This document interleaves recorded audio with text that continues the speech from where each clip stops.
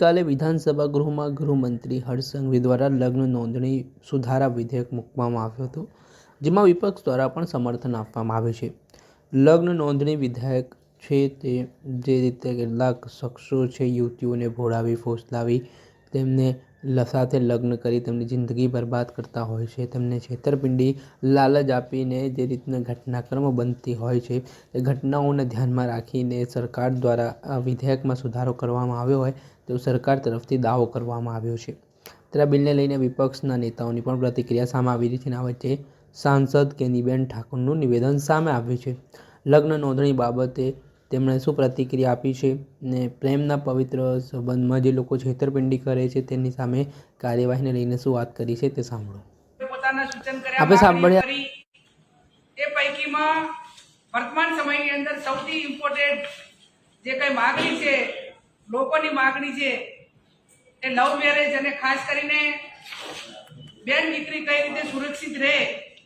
એ માટે મેં પણ માગણી કરેલી, બીજા ઘણા બધા ગૃહના સભ્યશ્રીઓએ માગણી કરેલી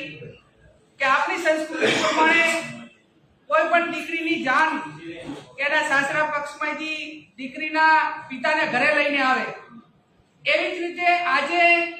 તમામ ધારાસભ્યશ્રીઓએ માગણી એ બાબતની કરી કે કોઈ પણ ધર્મની કોઈ પણ સમાજની દીકરી લવ મેરેજ કરે એનાથી કોઈ વાંધો ના હોઈ શકે, કોઈ પણ યુવક કરે એની સાથે પણ વાંધો ના હોઈ શકે, પણ આવા લગ્નની નોંધણી જે તે ગામની દીકરી હોય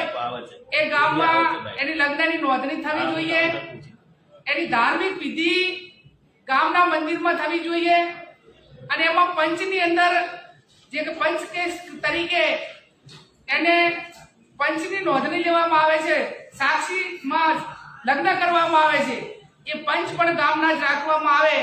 આવી અનેક ધારાસભ્યશ્રીઓએ વાત કરી છે. ભૂતકાળમાં લવ જેહાદ જેવા બિલો લાવ્યા, એ બિલોની કોઈ અસર નહીં અને વર્તમાન જે સમયની માંગ છે એ જેમ દીકરીઓની સંખ્યા ઘટી છે એમાં જે અસામાજિક તત્વો હોય, ક્રાઇમ હોય, કોઈ એને ધંધો રોજગાર ના હોય, એની સમાજમાં ક્રેડિટ ના હોય, એને કોઈ દીકરી ના આપતું હોય, આવા યુવકો અસામાજિક તત્વો અને ક્રાઇમ સાથે સંકળાયેલા એ દીકરીને એની નાદાનીનો ફાયદો ઉઠાવીને ડોક્યુમેન્ટ લઈને મા બાપને અજણ રાખીને સગાવાળાને અજણ રાખીને જે લગ્ન કરે છે એ અંતે દીકરી માટે દુઃખદાયક હોય છે અને જ્યારે પોતે એને પોતાની વાતનું ભાન થાય અને જ્યારે તકલીફ થાય ત્યારે એ 100% પસ્તાવો કરતી હોય છે, પણ એ ટાઈમે એના હાથની વાત રહેતી નથી. કોઈ પણ સમાજ હોય, કોઈ પણ પરિવાર હોય કે એની 3-4 પેઢીઓ ઘસાય ત્યારે ક્રેડિટ એ પરિવાર મોભાદાર બનતો હોય છે અને જ્યારે આવો માણસ કોઈ અસામાજિક તત્વ જેની કોઈ ક્રેડિટ નથી, આવો માણસ દીકરીને બોલાવીને દાદાજીનો લાભ લઈને લવ મેરેજ કરે છે એ ટાઈમે આખો પરિવાર ધરાશય થઈ જતો હોય છે. એટલે આ સ્થિતિનું નિર્માણ ટાળવા માટે કરીને વર્તમાન સમયમાં મેં અગાઉ કીધું એ પ્રમાણે લવ મેરેજ કરે એના કોઈ વાંધો નથી, પણ એ ગામના નોંધણી થવી જોઈએ, ધાર્મિક વિધિ ગામમાં થવી જોઈએ અને પંચ કેસ ગામના જ હોવા જોઈએ. આ પ્રમાણે વિધાનસભા ગૃહની અંદર બનાસકાંઠાના સાંસદ ગેનીબેન ઠાકોર આમાં સરકાર દ્વારા જે સુધારો કરવામાં આવી રહ્યો છે અને હવે